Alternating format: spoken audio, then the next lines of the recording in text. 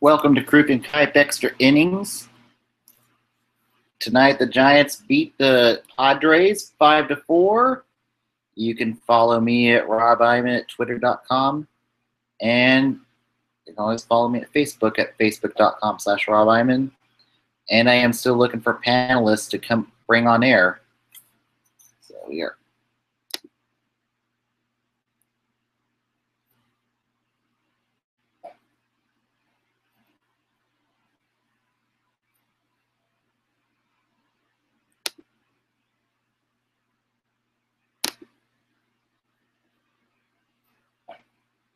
Well, tonight the Giants beat the Padres 5-4, and it was torture. And it was absolute torture tonight, and the Giants came from behind tonight to win the game. And also, Johnny Cueto did not have his greatest outing of the night. 4 innings pitched, 3 earned runs, 5 strikeouts.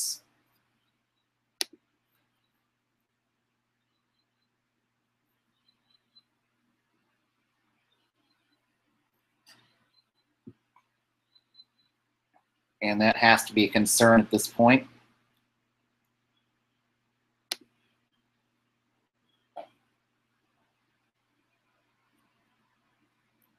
But the bullpen bailed him out tonight with only 1 earned run, and that was by Sam Dyson, who made the ninth inning more interesting than we wanted it to, allowing an earned run, but still managed to get the save tonight. Brandon Belt, his average is now 245, 2 for 5, so good for him. What a night for Gorkis Hernandez, 4 for 4, and his batting average is almost at 250. Man, welcome back Eduardo Nunez. Good performance out of him.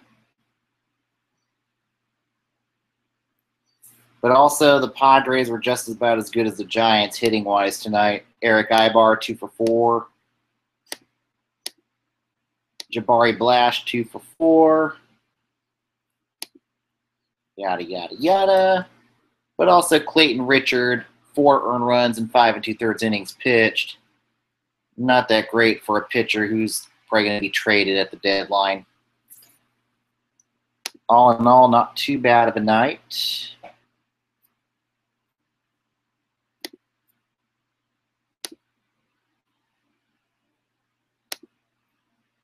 So we'll see how this works out for the Giants as we get closer to what we have tonight.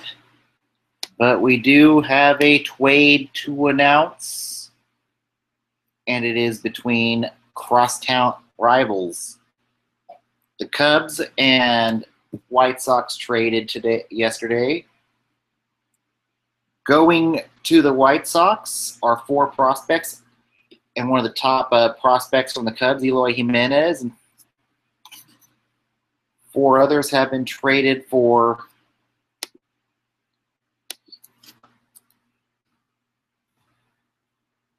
Jose Quintana. I think that the Cubs overpaid for Jose Quintana.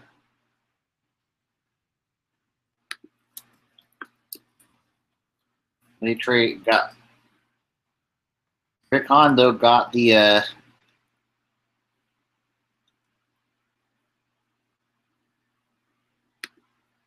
they got 4 prospects out of it, so Rick Hahn has to feel like a genius for getting 4 prospects for Jose Quintana. But the good thing is he does have team control, so that's what I think the Cubs wanted. And that could be bad news for Jake Arrieta, who's not had a great year for the Cubs, and that means he could be on his way out the door in Chicago. So we'll see what happens with that. Dylan Cease was a pitcher that was traded to Chicago, and he's in single A right now. Brian Fleet in high A right now. The Chicago Cubs and Chicago White Sox have gotten together on a cross. And the 4th guy was Matt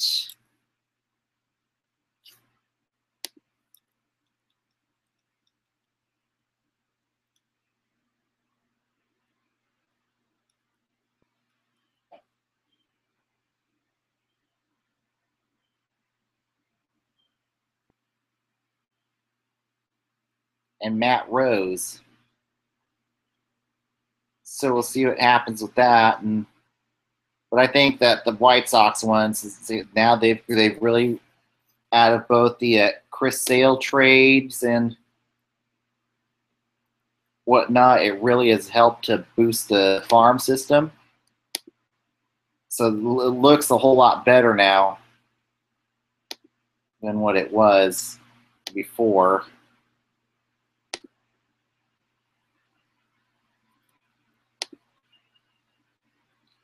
Also some two third basemen were released by the Boston Red Sox. First one was Johnny Peralta, who was barely hitting over the Mendoza line in AAA Pawtucket. And then also Pablo Sandoval former Giant Pablo Sandoval was designated for assignment today. And he's just not had a good career in Boston. Never lived up to his potential.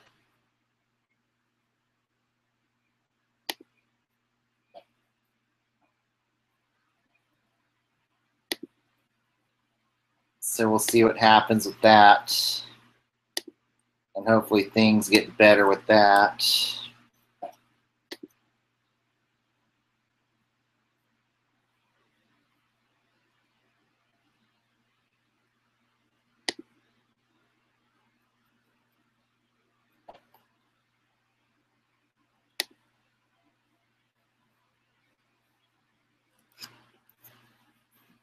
And we'll see what happens with these.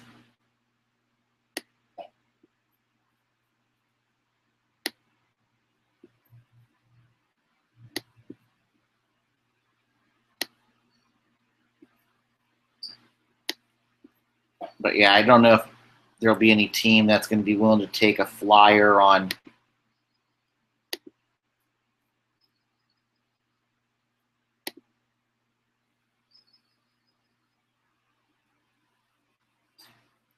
they'll take a flyer on Panda at this point.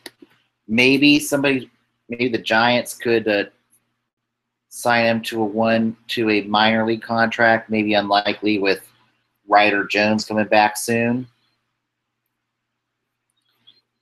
And speaking of the minors, we might have a couple guys who I think the Giants will be calling up sooner than later.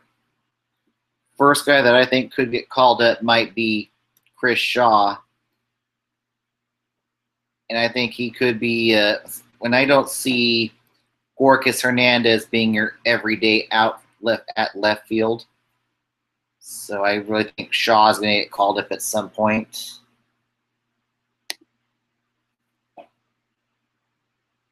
But back to Pablo. Oh, I don't know. Sandoval. This is maybe one of those situations where Sandoval may have to maybe play in Japan next season, try to reinvent himself in the Nippon League if he wants to get serious about getting back into baseball. Or he may have to take a year off to get his shit together. We'll see what happens. But maybe this release maybe gives Panda time to reflect, and maybe it's time for him to maybe could be his coming to Jesus moment. We'll see what happens with that. But it's just disappointing to see how bad things have got for him. So I just hope things get better.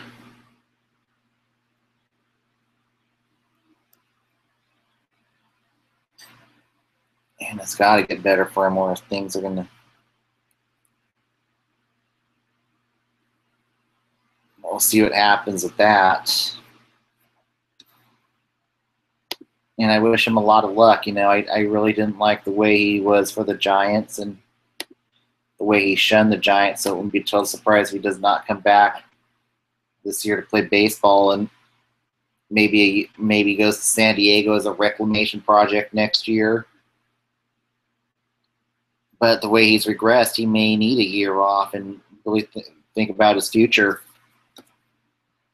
It's very disappointing to wait the way it's been. It's disappointing to see where his future is going to be at this point. Yeah, back to the minors though. I think for the Giants though, back with Cueto left the game with blister issues, we might see. I think we could see Andrew Suarez. They might purchase the contract of Andrew Suarez to take Cueto's spot in the roster. And this is about the time maybe you start giving. And he's about the best pitcher in Sacramento as in terms of the youngsters right now. Maybe give a youngster a look while Cueto's on the disabled list and see what happens. Or other chances Matt Cain goes back into the rotation and Chris Stratton comes back up, which I think, unfortunately, is what's more likely to happen. But also, it's just Cueto could take, with it being a down year, Cueto can take his time. And there's no need to rush Cueto back. There really isn't.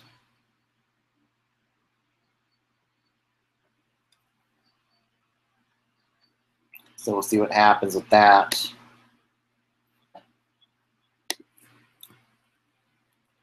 And then Buster Posey had his 11th home run of the season tonight, so that's good.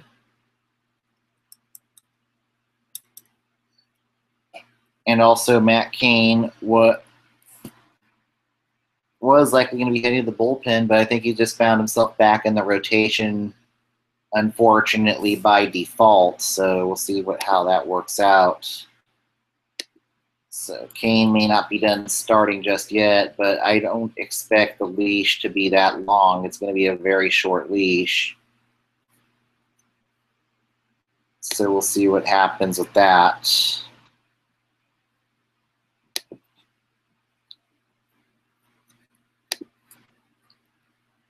Oh no, I can't complain. Starting the second half, starting the back in the All-Star break 1-0. This is a lot better than last year when we started that losing skid. So maybe loosen up, have fun, and see where it goes. Let's go around the league with other scores tonight. The Cubs beat the Orioles 9-8. Your winning pitcher was Koji Uehara. Your losing pitcher was Brad Brock.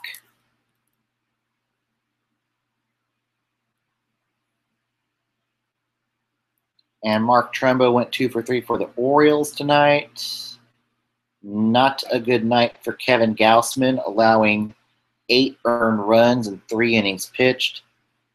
And the nightmares of the Orioles rotation continues into the second half of the season. Mike Montgomery, not that much better, 4 earned runs and 4 1/3 innings pitched. And there's a good chance Montgomery's going back into the bullpen. Not a good night for Justin Grimm, allowing 2 earned runs and 2/3 innings pitched. And despite allowing 2 earned runs, Koji got the win. The Pirates beat the Cardinals 5-2. Your winning pitcher was Felipe Rivero. Your losing pitcher was Sang-Hwang Oh.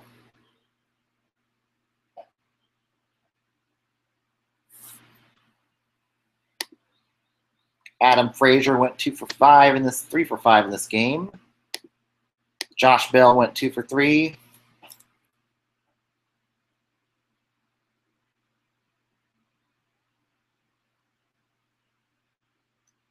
And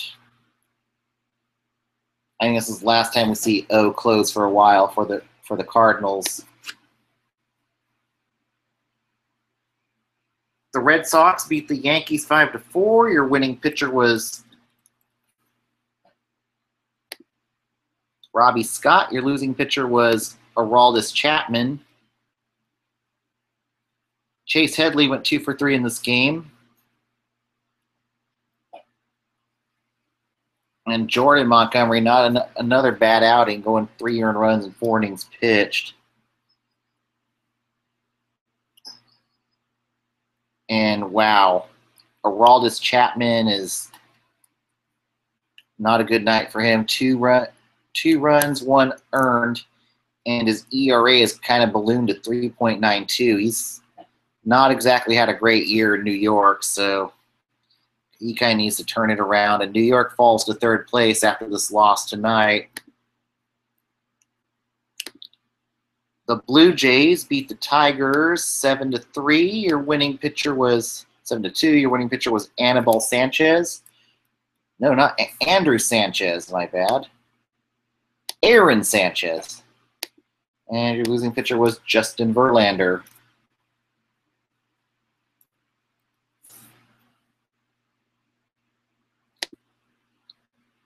Steve Pearce went 3 for 4. Justin Upton went 2 for 3.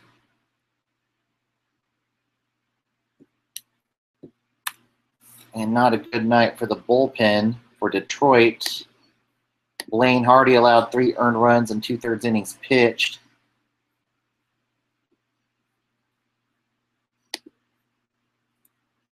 The Nationals beat the Reds 5-0. Your winning pitcher was Gio Gonzalez. Your losing pitcher was Tim Adelman.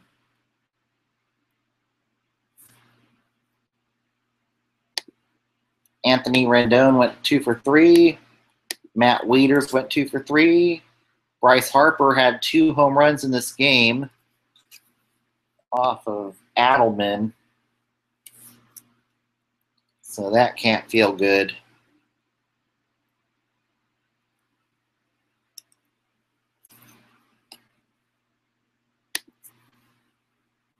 The New York Mets beat the Colorado Rockies 14-2, or shall I say the New York Giants beat the New York Jets beat the Denver Broncos 14-2. Jake DeGrom was your winning pitcher. John Gray was your losing pitcher. And whoa, Yoenis Cespedes went 4 for 6. Jose Reyes went 3 for 5.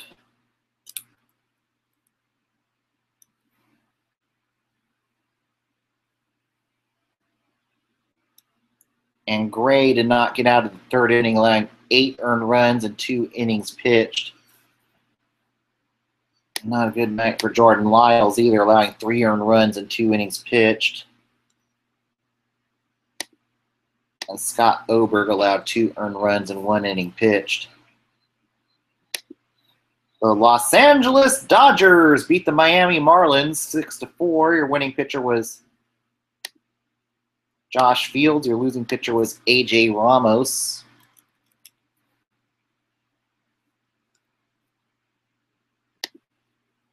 Chris Taylor went 2 for 3.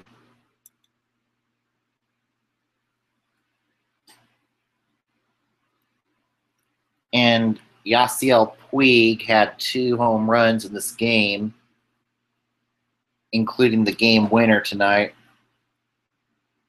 And they survived a bad outing from Brandon McCarthy, who only went 4 2/3 innings tonight.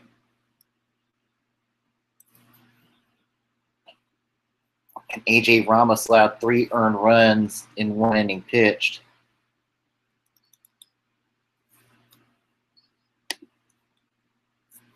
The Braves beat the D-backs 4-3. Your winning pitcher was Rex Brothers. Your losing pitcher was Archie Bradley.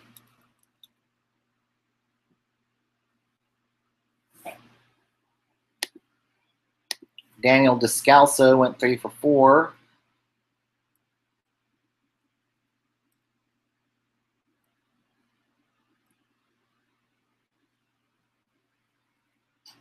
And Bradley allowed 2 earned runs and 1 inning pitched.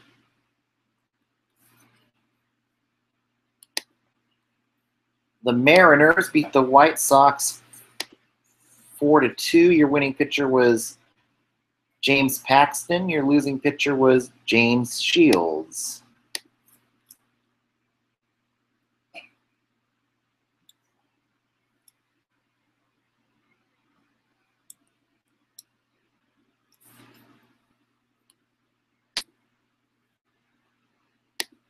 The Brewers beat the Phillies 9-6. Your winning pitcher was Zach Davies. Your losing pitcher was Nick Pivetta.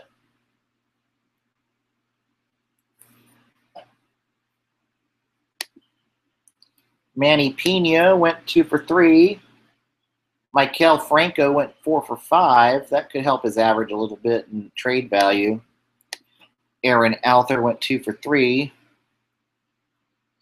And Pivetta allowed 9 earned runs in 5 innings pitched. So probably a learning lesson tonight for him.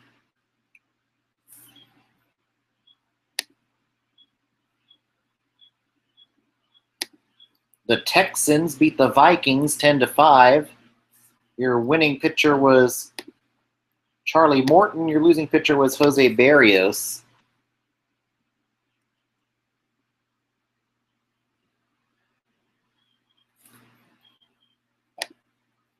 Marwin Gonzalez went 3 for 5.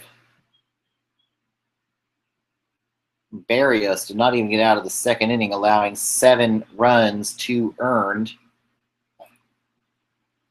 and was knocked out after 1 2/3 innings. Phil Hughes didn't fare any better, allowing 3 earned runs and 1 1/3 innings pitched.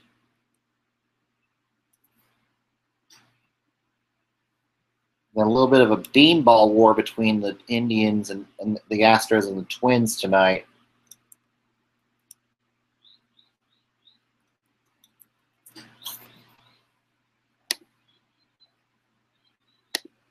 The Rangers beat the Royals 5 to 3. Your winning pitcher was Martin Perez. Your losing pitcher was Mike Minor.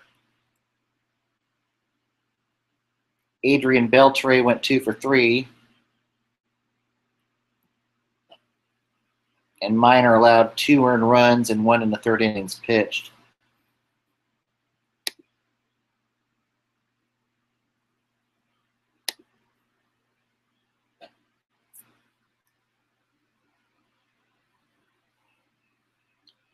And on the other side of the bay tonight, the A's beat the Indians 5 to 0. Your winning pitcher was Sonny Gray. Your losing pitcher was Carlos Carrasco. Rajai Davis went 2 for 3, so that helps. That's kind of a home run, so that might be a confidence booster for him.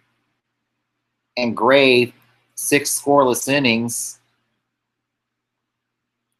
I think he's finally starting to become the old Sonny Gray again. That's going to help his trade value here at the deadline. Not a good night for Carlos Carrasco, allowing 5 earned runs and 6 1/3 innings pitched. And last one in 10 innings, the Rays refused to die and now move into second place, beat the Angels 2 to 1. Your winning pitcher was Brad Boxberger. Your losing pitcher was Cam Bedrosian.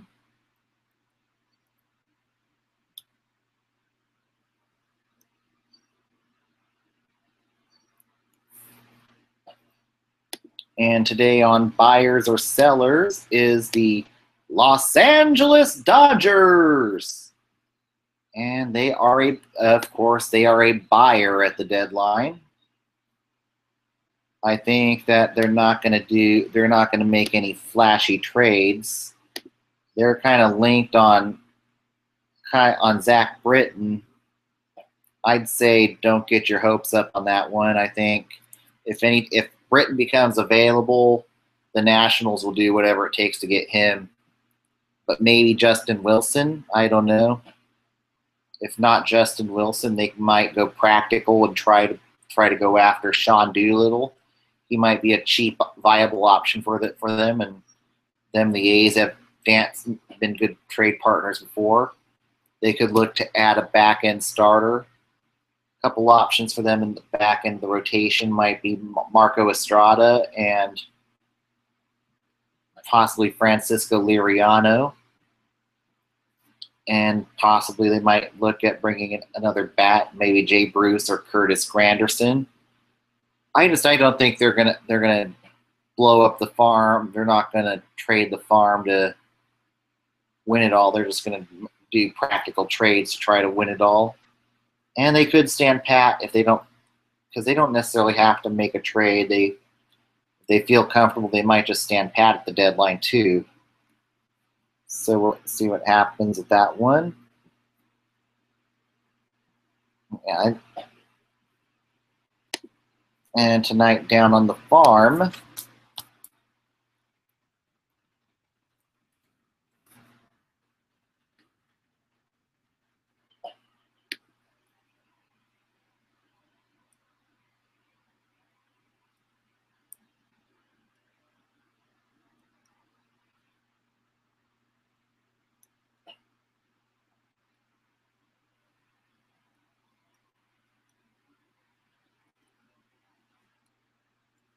the River Cats beat the Salt Lake Bees 6-4. Your winning pitcher was Tyler Beatty. Your losing pitcher was somebody Diaz.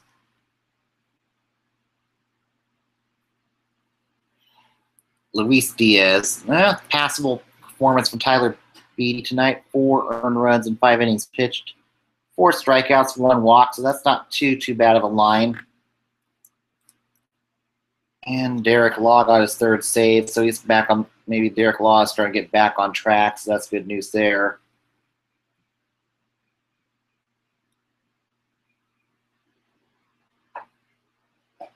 And Chris Shaw was 0 for 3.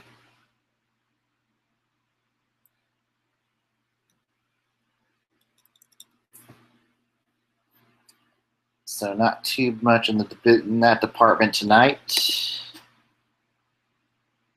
Now we are going to go into time for the standings.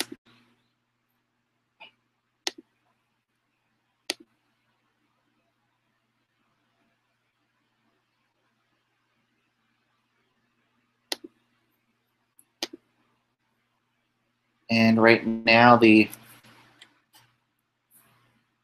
Red Sox are currently hold a 3.5 game lead over the Rays at 51-39. The Yankees are now 4.5 games back and fall into 3rd place, but are now the 2nd wild card. And Tampa would now be the home team in the wild card game.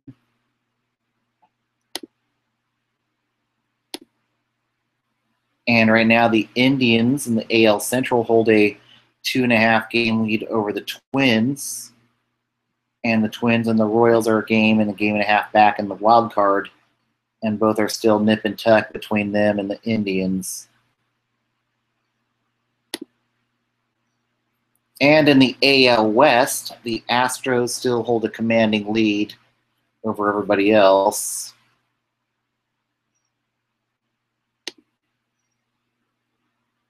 And in the NL East, the Nationals hold a 9.5 game lead over the Braves. That's becoming a runaway at this point. In the NL Central, the Brewers hold a 5.5 game lead over the Cubs.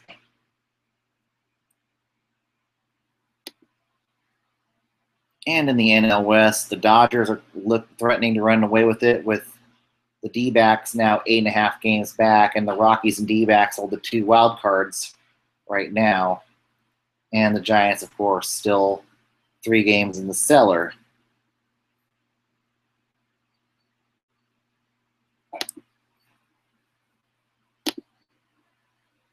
So thank you. And our probables for the rest of the series. And our probables.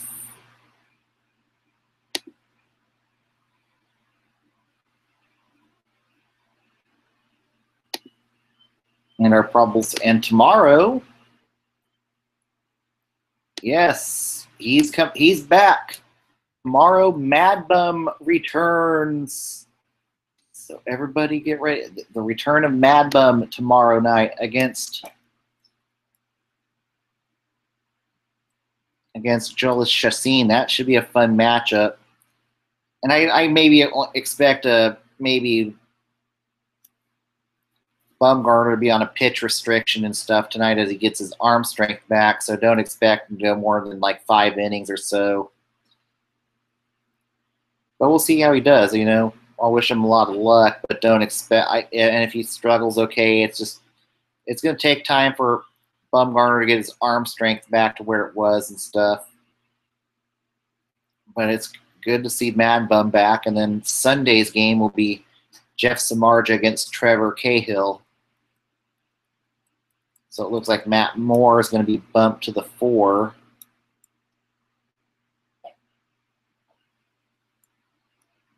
And then probably on Tuesday will be a spot starter. Tie block, then a spot starter. All right, everybody. Thanks for tuning in tonight on this very late edition of Kruk and Kuip Extra Innings. Together we're Giant. Keep it cool. Keep it orange. Keep it black. See you tomorrow night.